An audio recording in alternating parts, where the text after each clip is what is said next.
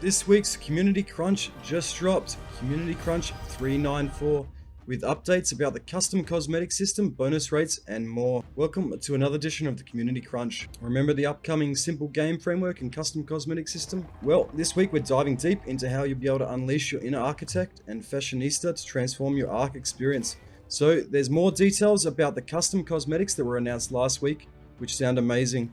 So if you guys missed it last week, Arc announced that there's going to be a new cosmetic system that's basically player driven and players can control it and apply it to any server or any game of Arc they're playing.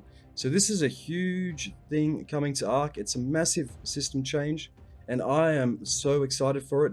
Hopefully it's a bit like how Rust does it and hopefully there's some regulation to it, but either way it's going to be amazing and it's going to redress Arc and make it look different and fresh and add some variety to it. So the new custom cosmetic system allows players to dynamically apply player-generated costumes to players and dinos.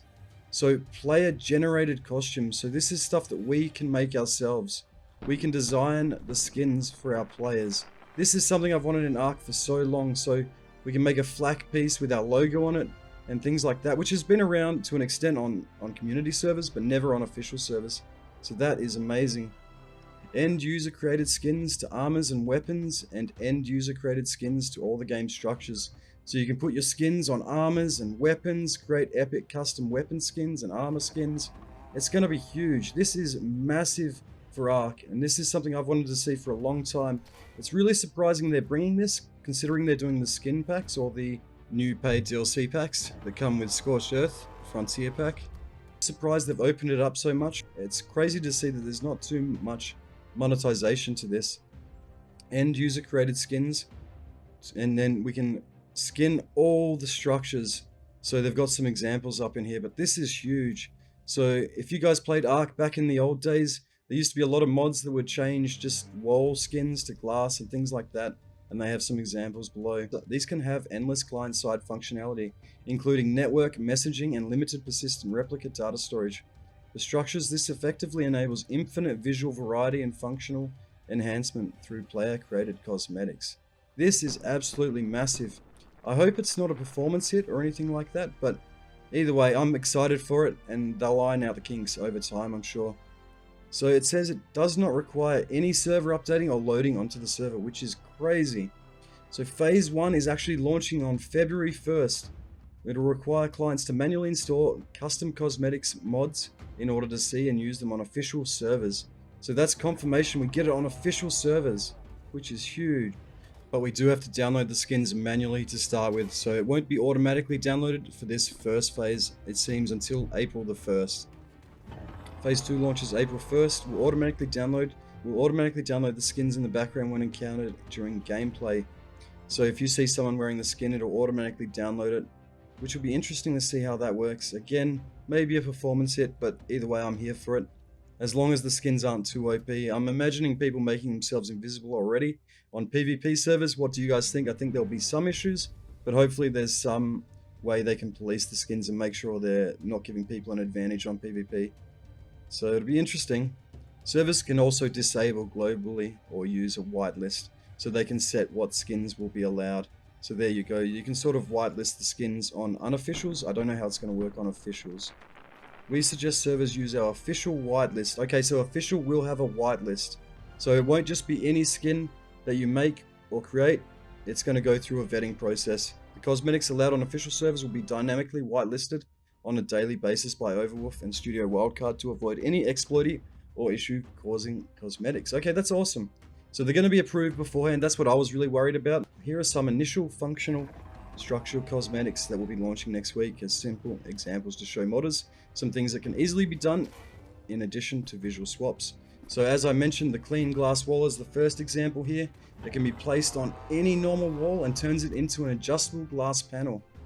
The builds that people will be able to make with this is going to be unreal. It's really going to be a huge game changer to Arc, and I think it's really going to step up how it looks and make the game have a bit more variety in its aesthetic, which is an awesome thing in my opinion. So this is the double-sided glass. One side can't see through, the other side you can see through. So on PvP, this is going to be really cool. You can see enemies outside your base and they can't see in. So really awesome to see. And then they've got the party lamppost that can be placed over the normal or the omnidirectional lamppost and adds ability to set a primary or secondary color. So instead of having to dye the light post, you can just set the color, which is awesome. Or you can set multiple colors, and you can set it to blink as well, so you can create police lights. Fast blinking creates a strobe effect, so you can make a dance party in your base if you want. So when the raiders are coming, they might just put down their weapons and come join in the dance party. The slow blinking is synchronized to the network. People can actually get seizures from strobe lights, so that will have to be pretty regulated, I would say, as well. Next example is tic-tac-toe table. 2 players can play a game of tic-tac-toe on the wooden table, so you can put the tic-tac-toe skin on. Keeps a running total game of game wins and identifies players by the unique ID. So this is actually a mod that adds that to your tables. So you can add a tic-tac-toe skin mod, which allows you to actually play mini games in-game, which is huge. That is so awesome to see that stuff like this is finally coming to Ark, because it's been such a long time. I feel like Ark's been behind the 8 ball, and Rust and other games have been a bit ahead on skin economy, things like this. There's a mod spotlight as well. So there's some new cross-platform mods that are out. If you guys want to watch this, watch the video here, playing in the background as well. Here you can download and play new custom content created by players, including new maps, creatures, items, and game modes. So if you want new mods, they're all there. They have a modding build stream as well coming up on February 3rd. So if you want to learn how to mod, you can come join in this stream. It guides through the creative process of making a new character, from animations to physics. This sounds amazing, actually. So if you guys want to catch the streams and learn how to do some modding yourself, you can do that here too. And last but not least, we have some bonus rates on the official network from January 26th to the 29th for the weekend. 1.5 harvesting and 1.5 breeding on main official. Small Tribes has 4 times and Archpocalypse 4.5 times. So no delays to transfers, which means that must all be in line, and no updates to the new mods, to the new paid skin pack DLC that was announced last week. So that's this week's Community Crunch. What do you guys think? I am super pumped about the skin economy. Ark's needed it for so long, and I think this is going to be a huge game changer and something awesome to see. Bring some life into the game. As you know, the players are dipping off pretty hard at the moment, so this might bring some people back.